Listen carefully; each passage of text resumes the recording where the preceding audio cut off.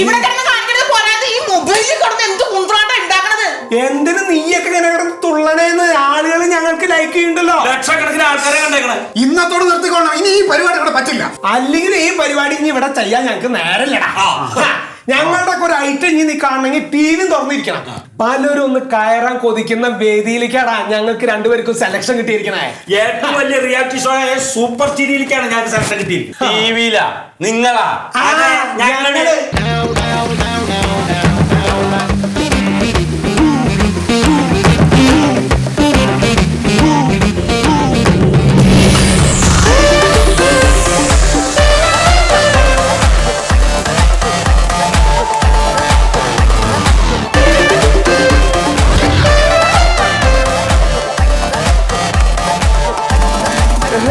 പ്രപഞ്ചത്തിലെ എല്ലാ മലയാളി പ്രേക്ഷകർക്കും സൂപ്പർ ചിരിയിലേക്ക് സ്വാഗതം.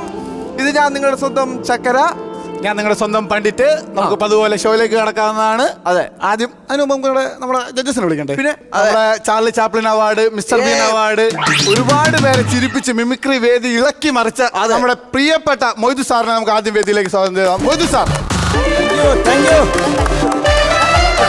അടുത്ത ആളിലേക്ക് പോയാലോ? അത് എന്റെ ഫേവറേറ്റ് ഒരാളാണ്. നമ്മുടെ ഈ ബ്ലാക്ക് ആൻഡ് വൈറ്റ് കാലഘട്ടം തൊട്ട് തന്നെ നമ്മളെല്ലാ കുഞ്ഞു കുട്ടികളുടെ മനസ്സിൽ വരെ ഈ ഒരു കോമഡിയുടെ വിത്തുകൾ പാകിയ, കോമഡി മുളപ്പിച്ചെടുത്ത മുത്തുമണിയായ രാഘവൻ സാർ.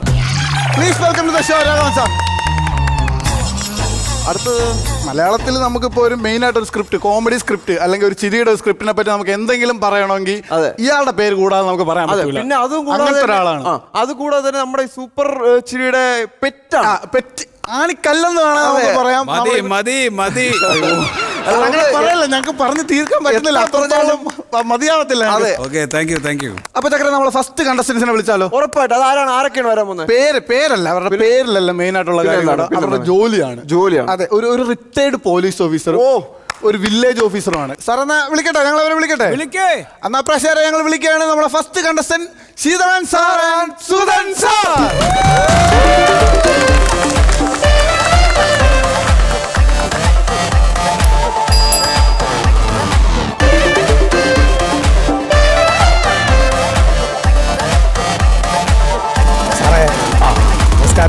നമസ്കാരം. ഓ, എവിടുന്ന വരണേ? നാന് മുണ്ടൂരിന്നാണ്. സ്ഥലം ചോദിക്കുമ്പോ എന്താ മുണ്ടൂര് പറഞ്ഞ്? അല്ല, മുണ്ടൂര് എന്ന് പറഞ്ഞാൽ പാലക്കാട് മുണ്ടൂര് എന്റെ വീട്. ഓ, എന്താ പേരെന്താ? പേര് കണ്ടമുത്തന്ന്. കണ്ടമുത്തൻ എന്താ അസുഖം? എന്താന്ന് അറിയില്ല സാറേ, കുറച്ച് ദിവസമായിട്ട് എന്റെ വയറിന്റെ ഉള്ളിൽ കൂടെ കച്ചകച്ചാന്ന് ഇങ്ങനെ തീവണ്ടി പോണ മാതിരി ഒരു സൗണ്ട്. നോക്കി നോക്കട്ടെ. കേൾക്കണ്ടോ? സൗണ്ട് ഒന്നും കേൾക്കാനില്ലല്ലോ. ഇല്ല. അപ്പൊ ട്രെയിൻ എവിടെയെങ്കിലും പിടിച്ചിട്ടുണ്ടാവും ഏതെങ്കിലും സ്റ്റേഷനിൽ, അതുകൊണ്ടാവും. വയറുവേദനയാണ്. എന്താ കണ്ടമുത്തന്റെ ജോലി എന്താ? എന്റെ ജോലി എന്ന് പറഞ്ഞത് ഞാൻ പനയമ കയറുകയാണ്. ഇതിനായി വെറുതെ പനയുടെ മുകളിൽ കയറുന്നു? വെറുതെ പനയമ കയറാൻ എനിക്ക് എന്താ പ്രാന്താണ്? എനിക്ക് കമ്പി എത്താനേ. ഓ, അത് ശരി, ചെത്തു തൊഴിലാളിയാണ്. അല്ല, ഈ പന കയറല് ഏത് സമയത്തൊന്നും ഉണ്ടാവില്ല, ഒരു സീസണിലല്ലേ ഉണ്ടാവുള്ളൂ ഈ പന കയറുക? അത്രേ ഉള്ളൂ. അല്ലാത്ത സമയത്ത് എന്താ കണ്ടമുത്തം ചെയ്യണേ? അല്ലാത്ത സമയത്ത് ഞങ്ങള് പാരമ്പര്യമായിട്ട് വൈദ്യന്മാരാണ്. പാരമ്പര്യമായിട്ട് വൈദ്യന്മാരാണ്? വൈദ്യ ചികിത്സയാണ് ഞങ്ങൾക്ക്. അത് എന്താ വൈദ്യ ചികിത്സ? അതെന്ന് പറഞ്ഞ ഒറ്റമൂലി ചികിത്സ ഉണ്ട് ഞങ്ങൾക്ക്. സത്യം പറഞ്ഞ എന്താണ് ഈ ഒറ്റമൂലി ചികിത്സ? അതിപ്പോ അങ്ങനെയൊന്നുമില്ല, ഒറ്റയ്ക്കൊരു മൂലയിൽ ഇരുന്ന് ചികിത്സിക്കുക, അത്രേ ഉള്ളൂ.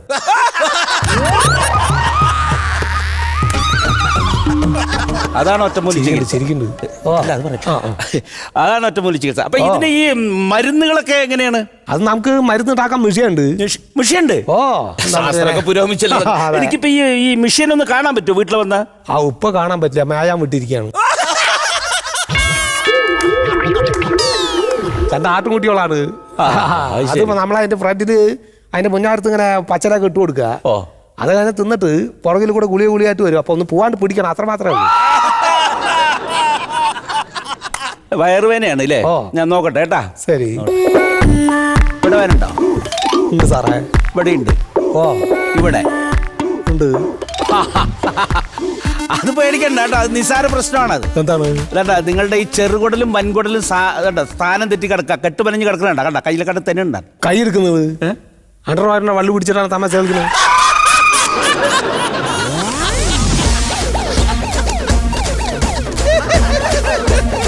എന്റെ ദൈവേ, ഇങ്ങനത്തെ ഒരു പൊട്ടന്റെ അടുത്താണ് ഞാൻ എന്റെ ജീവനം കൊണ്ട് വന്നിരിക്കുന്നത്.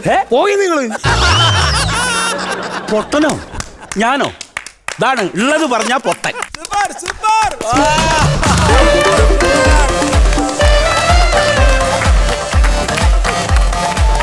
വളരെ വളരെ തകർപ്പണ ഒരു പെർഫോമൻസ് ആയിരുന്നു. ചിരിച്ചിരിച്ചിട്ട് ഞങ്ങളെ മണ്ണ് കപ്പി. ചക്കരയാണെങ്കിൽ ഞാൻ നോക്കിയപ്പോൾ അവിടെ ചിരി നിർത്താൻ വയ്യാതെ വായൊക്കെ പൊത്തി പിടിക്കണം. അതെ അതെ അതെ, അങ്ങനത്തെ ഒരു വല്ലാത്തൊരു അനുഭൂതി തന്നെയായിരുന്നു. അവിടെ നിന്ന് നിൽക്കാൻ പറ്റില്ല, ചിരിച്ചിരിച്ച് അതല്ലേ അല്ലേ അങ്ങനെ നമ്മുടെ മൊയ്തു സാർ പോലും ഇപ്പോഴും ചിരി ഒന്നും നിർത്തിയിട്ടില്ല. ഓരോ കൗണ്ടറും ഞങ്ങളുടെ ഇവിടെ ആത്മാർത്ഥമായിട്ട് കണ്ണിനൊക്കെ വെള്ളം വന്നുപോയി. വളരെ സന്തോഷം സാർ. അപ്പൊ നമുക്ക് ഇനി അടുത്ത സത്യശീലൻ സാറിലോട്ട് പോയാലോ സാർ? ഹലോ, ഗംഭീരായി. നിങ്ങൾ എത്ര വർഷമായിട്ട് ഇത് ചെയ്തോണ്ടിരിക്കുക? സാറ്, ഞങ്ങള് ശരിക്കും പറഞ്ഞ കുട്ടിക്കാലം മുതൽ ഞങ്ങള് പ്രോഗ്രാംസ് ഇങ്ങനെ ചെയ്യുന്നതാണ്. സ്റ്റേജ് പ്രോഗ്രാംസ് ഒക്കെ ഞങ്ങൾ ഒരുമിച്ച് ചെയ്തിട്ടുണ്ട് കുറെ. കുട്ടിക്കാലത്ത് തുടങ്ങിയ സൗഹൃദമാണ് നിങ്ങൾ അല്ലേ? അതെ സാർ. അതിപ്പോഴും കാത്തു സൂക്ഷിക്കുകയാണ്. അത് തമാശയിലൂടെ വലിയ കാര്യട്ടോ. സർക്കാർ ജീവനക്കാരായതുകൊണ്ട് ആ ഔദ്യോഗിക ജീവിതത്തിന്റെ അടിയിൽ ഇതൊന്നും പ്രകടിപ്പിക്കാൻ വളരെ അവസരങ്ങൾ കുറവായിരിക്കും. അതെ സാർ. വളരെ ഗംഭീരം. ചെറുപ്പത്തിലേ ഉള്ള കല നശിച്ചു പോവാതെ കാത്തു സൂക്ഷിച്ചു നിങ്ങള്. ഗംഭീരായി. രാഘവൻ സാർ, ഇവര് നമ്മുടെ ഫ്ലോറിൽ മാത്രമല്ല, ഇവര് സോഷ്യൽ മീഡിയയിൽ വളരെ ആക്റ്റീവായിട്ടുള്ള 2 പേഴ്സൺസ്. ഞാൻ കണ്ടിട്ടുണ്ട് ഇവരുടെ റീൽസ്. വീട്ടിലുള്ള മറ്റാളുകളുടെ ഒക്കെ പ്രതികരണം എങ്ങനെയാണ്? എല്ലാരും പ്രോത്സാഹിപ്പിക്കുന്നുണ്ടാ? സപ്പോർട്ട് ഉണ്ടോ വീട്ടിൽ നിന്ന്? ഈ പുറത്തുള്ളവരൊക്കെ ഇത് കണ്ടതിന് ശേഷം നല്ല സപ്പോർട്ടായിരുന്നു. പക്ഷെ വീട്ടിലുള്ളവർക്ക് നല്ല അഭിപ്രായമല്ല അവർക്കുള്ളത്. അത് അവരുടെ മാനം പോകുന്നു, കുടുംബത്തിന്റെ പേരും പ്രശസ്തിയൊക്കെ പോകുന്നു, നമ്മൾ കോമാളി വേഷം കെട്ടാണ് എന്നൊക്കെയാണ് അവർ പറയുന്നത്. സത്യത്തിൽ ഈ പ്രായത്തിൽ ഞങ്ങൾ എത്തുന്നത് വരെ കുടുംബത്തിന് വേണ്ടി അധ്വാനിച്ചവരാണ്. അതെ. ഞങ്ങളുടെ ചെറുപ്പകാലത്ത് ഈ കല ഞങ്ങളുടെ ഉള്ളിലുണ്ടായിരുന്നെങ്കിലും കുടുംബം നോക്കേണ്ട ഒരു ബാധ്യത ഉള്ളത് കൊണ്ട് ഞങ്ങളുടെ ആഗ്രഹങ്ങളൊന്നും അന്ന് സാധിച്ചിരുന്നില്ല സാർ. ഞങ്ങളുടെ തൊഴിൽ മേഖലയൊക്കെ അത്തരത്തിലുള്ളതായിരുന്നു. ഇപ്പോ ഞങ്ങളുടെ ബാധ്യതകളെല്ലാം കഴിഞ്ഞു, ഒരു വീടൊക്കെ വെച്ചു, മക്കളുടെ വിവാഹമൊക്കെ കഴിഞ്ഞു, ഞങ്ങൾ കുറച്ച് സ്വസ്ഥ ആയപ്പോ ഞങ്ങളുടെ ആ ആർട്ടിലേക്ക് ഞങ്ങൾക്ക് തിരിച്ചു വരണം എന്നൊരു ആഗ്രഹം തോന്നി. ഞങ്ങളുടെ വീട്ടുകാരൊക്കെ പറയുന്നത് പെൻഷൻ പറ്റിക്കഴിഞ്ഞാൽ പിന്നെ അടങ്ങി ഒതുങ്ങി വീട്ടിലിരിക്കണമെന്നാണ്. ഇങ്ങനത്തെ ഒരു ഫ്ലോറിൽ നിന്നിട്ട് ഞങ്ങൾക്ക് സമൂഹത്തിനോട് പറയാനുള്ള ഒരൊറ്റ കാര്യമുള്ളൂ. സമൂഹത്തിൽ പ്രായമായവരോടാണ് ഞങ്ങൾക്ക് പറയാനുള്ളത്, ആരൊക്കെ എന്തൊക്കെ പറഞ്ഞാലും നിങ്ങൾ തളരരുത്. ഇവിടെ മുതലാണ്, ഈ പ്രായം മുതലാണ് നമ്മുടെ ജീവിതം തുടങ്ങുന്നത് എന്ന് നിങ്ങൾ ആരൊക്കെ നമ്മൾ അവഹേളിച്ചാലും നമ്മുടെ ഉള്ളിലുള്ള കലയും കായികമായിട്ടുള്ള നമ്മുടെ കഴിവും ഒക്കെ പുറത്തെടുക്കേണ്ടത് ഈ പ്രായത്തിലാണ്. ഒരാളുടെ റിട്ടയർമെന്റ് എന്ന് പറയുന്നത് അവരുടെ തൊഴിലിൽ നിന്നാണ്, അല്ലാതെ ജീവിതത്തിൽ നിന്നല്ല. ജീവിതത്തിൽ നിന്നുള്ള റിട്ടയർമെന്റ് എന്ന് പറയുന്നത് മരണമാണ്. ആ മരണം വരെ നമ്മുടെ സുഖവും സന്തോഷവും ദുഃഖവും എല്ലാം ആസ്വദിച്ച് ത്രില്ലടിച്ച് ജീവിക്കണം.